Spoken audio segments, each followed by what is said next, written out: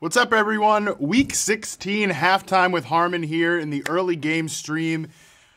This is it, folks. If you are playing in fantasy football season-long leagues, you're probably in your fantasy championship right now, today. This is the big stuff. Everything is very exciting. We've got so much to talk about right now. We had a great set of games yesterday. Well, I suppose you could say it was a great set of games yesterday, depending on what you were looking to get out of it. The Ravens-Chargers game went under its total.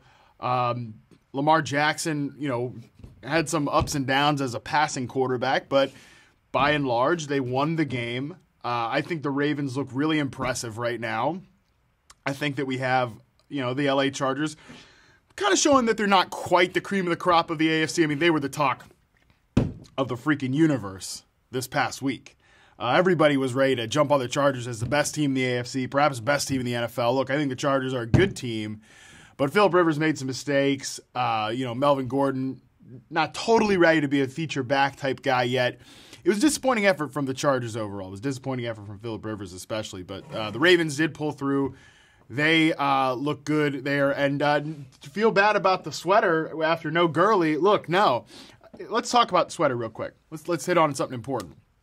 When I worked for the NFL Network, I got this sweater for free last year on one of our shows, and now I'm wearing it here in my new company. So there you go. That's great stuff. And yeah, it is confirmed. People are saying it's confirmed that Todd Gurley is ruled out for today's game. We are just finding that out right now, or is it confirmed? It looks like I'm literally trying to look at it right now, and it looks like Looks like he's inactive for today's game. So I'm going to pull up this very poignant GIF or poignant series of pictures I tweeted this morning of my dog with the total scared face. That's what it looks like when you have Todd Gurley on your fantasy team at this point. It's pretty rough. I mean, look, the instant analysis here, if you want me to be real with you guys, and I hope that you do want me to be real with you, I have no idea. I have no idea now what the Rams' backfield's going to look like. They just signed C.J. Anderson, who's bounced around the league at this point this year. We've had him go from Carolina, where he was doing absolutely nothing, had a cup of coffee with the Raiders. They cut him. The Raiders, they kind of need some backfield help. So who knows what he even looks like at this point. It was rumored that he was going to visit the Chiefs. They didn't sign him. They signed Charkandrick West, who they have more familiarity with. And now he's with the Rams. Theoretically, whoever is going to lead the backfield in touches in this game, you want that guy on your fantasy team. You want to play him. I hope you have a few options as your alternative if you don't have Todd Gurley. Or if you have Todd Gurley, I hope you're not just going to ride out C.J. Anderson out there, because it's also worth talking about John Kelly, the rookie running back. He's a really exciting player. He's a really exciting player, John Kelly is. I think that if you watch him in college, he was electric. He was elusive. Really, a lot of scouts liked him. They were kind of surprised he fell to the third day of the draft. It was really stunning to see that. But he had a good preseason. Again, a lot of scouts really like him, but does the team trust him? Are they ready to roll him out there? I mean, who knows? If anybody is coming out here with conviction about you got to play Todd Gurley or C.J. Anderson, I think it's a little disingenuous. I think both are, running back 3 options, guys you can play, but we'll see. I don't know. I don't know what's going to happen with this backfield, but it's worth watching. If you have Todd Gurley, again, I hope you have an option like one of the Raiders running backs, maybe Doug Martin or Jalen Richard going on Monday night. Maybe you have maybe you have somebody from the KC backfield. Those guys are all better options, I think, than a very unknown situation with the LA Rams right now. But let's get off the Gurley situation. Let's jump into some of the early game action. One guy who's really impressed me so far in this game, this early set of games here, is Baker Mayfield. Baker Mayfield continues to put excellent play out on the field along with some pretty good numbers. In the first half right now, he has 104 yards and 2 touchdowns. The one to David Njoku I really liked. Baker Mayfield is certainly a guy who I think is going to be one of the best quarterbacks in the NFL before too long. The interesting question to me, and if you guys would love to chime in the chat, whether you're on Facebook, YouTube, Twitter, Twitch, whatever, who would you take at the quarterback position right now among the young guys? Deshaun Watson, Patrick Mahomes, Baker Mayfield. There's a lot of really exciting young quarterbacks in the league right now. Deshaun Watson actually had himself a really nice game with a pair of rushing touchdowns against the Eagles. I think Baker Mayfield, he's right up there in that conversation. I think obviously you take Patrick Mahomes first out of that group, no question. But with Baker Mayfield, I think he's in contention at the number 2 spot. We've got a comment from Twitch right now. Thankfully, I picked up Elijah McGuire. Looks to be a good replacement. I actually want to check in on that Green Bay New York game because, I was off and on watching it.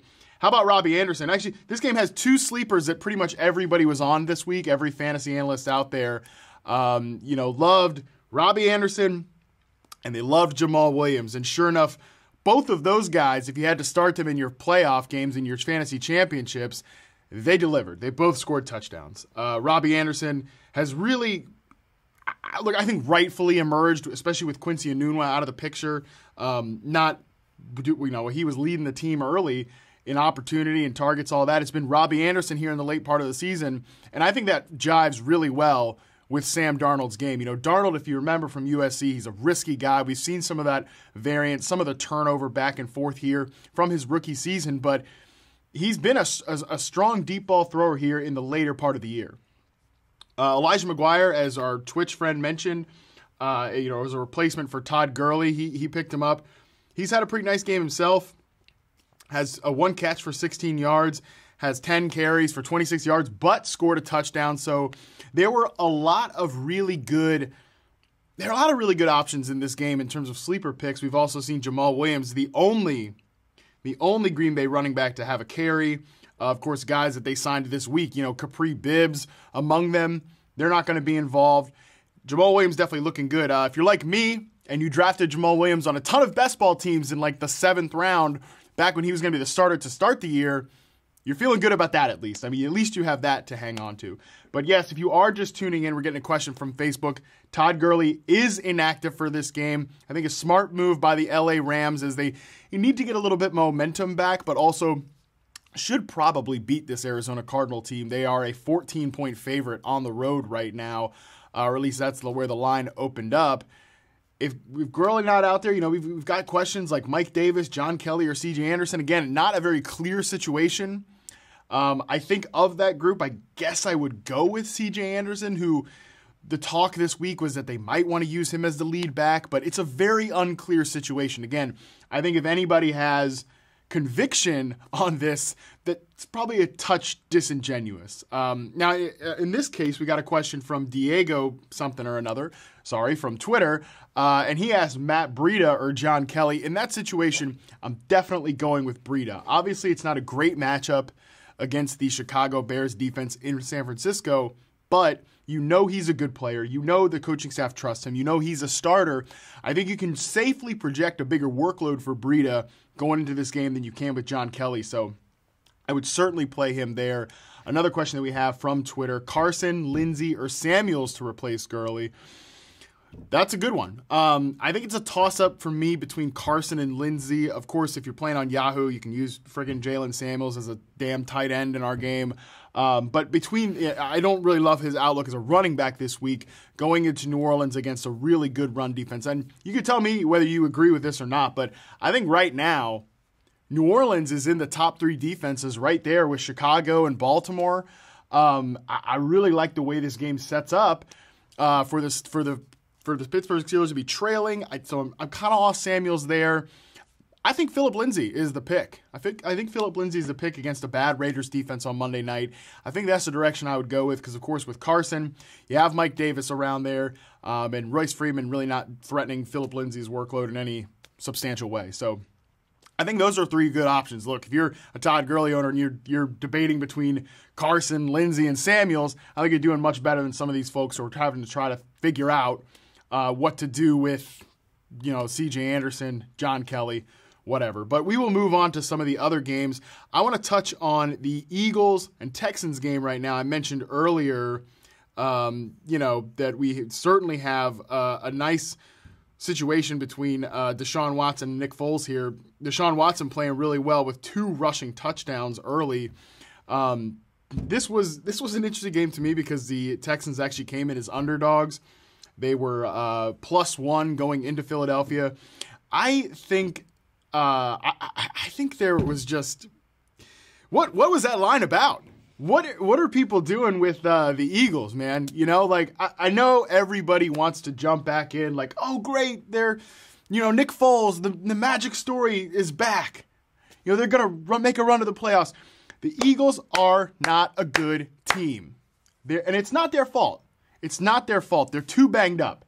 They're too banged up in the skill position player group. They don't really have, you know, an established running back, even though Darren Sproles, like, bringing it back to, you know, 2008 or something. He's out here making plays. You know, that's interesting. But I don't think, especially on defense, that they're anywhere near a contending type team. Now, might they sneak in at the 6th seed if the Vikings screw it up? Sure. But I don't buy the Eagles as a team that's, you know, ready to make noise in the playoffs. Texans are up 16-13 right now, covering that 1-point spread. And, you know, the Texans are a fascinating team too. Because coming into this game, I think if you could argue that one matchup advantage that the Eagles clearly had over the Houston Texans is that the Eagles can get after the passer. You know, they can rush the passer well with guys like Michael Bennett up front there. Even though they have some injuries there. Derek Barnett, the rookie they drafted last season, he's not out there playing anymore. So you'd figure they could get after the quarterback well. But Deshaun Watson's actually been making them pay for some of that pressure by getting 4 carries for 25 yards and those 2 touchdowns. So I'm interested to see if the Texans can control this game because right now they're in the number 2 spot in the AFC playoff picture, and I believe they will hold it if they win here. And then they'll obviously be watching with what happens with the Chiefs in Seattle. That's another fascinating game to watch in the second half. Now, if you are watching this stream, I would encourage you guys to stick around. We're going to be going live once again after this is over. Liz Loza and I are going to be doing some holiday cocktail making. Officially, there we go. We could say cocktail making. We're going to be doing some holiday cocktail mixing. We'll be talking about the games. We'll be talking about Christmas, you know, all that great stuff. We will find out together with you what the right answer was with the Rams backfield. We will find it right along with you guys. It's going to be a lot of fun. So a few things I'm watching in the second half, you know, of these games. Of course, I want to continue to see what happens in this Eagles game that we're talking about right now. But look, I would be remiss if I signed off this stream without noting 2 things. The Colts, a team that I really believe in, getting worked right now by the New York Giants, 17-7 at halftime. I would really like to see the Colts bounce back. They're going to get the ball here soon. They're going to be driving. I'd like to see them bounce back. But also Carolina. In Carolina right now, Calvin Ridley actually just scored a touchdown, 75-yarder. God, the Panthers defense is just awful. But I'm also watching Taylor Heineke, who by and large I've been impressed with. If you guys have followed me for a couple of years, you know that Taylor Heineke actually went to school with my sister. They graduated from Old Dominion University right around the same time. He's got a great story the Panthers have been playing into this year as a guy that, you know, his dad actually died their freshman year of college. The Panthers have really been playing that up. So I want to watch this game because I think he's, you know, with Cam Newton shut down for the year, it's just interesting to see what Taylor Heineke has. You know, this might be his only run as a starter, but it's a cool story from the state that I'm from, Virginia, Old Dominion University. Like I mentioned, my sister graduated from there. So I'm going to be watching that game. You know, shout out to him. It's pretty cool. He had a tip pass that went for an interception. He left the game with an injury for a little bit. But by and large, I think he's actually played all right considering, you know, he's an undrafted free agent, unknown type of guy. So hurt his elbow, you know, there's been a situation there, but I hope we just continue to see a little bit more of him. That's what I would like. But that is going to do it for our Week 16 championship edition of Halftime with Harmon here in the early games. Remember, stick around, come back to the live stream. We are going to be making some drinks. We're going to be enjoying the holiday. We're going to be talking about football. It's going to be a lot of fun, so hope to see you guys back there soon. And to everybody who watched this year, thank you so much. This was a lot of fun to do this show, and you guys made it better than it ever could be. So we'll see you all next time.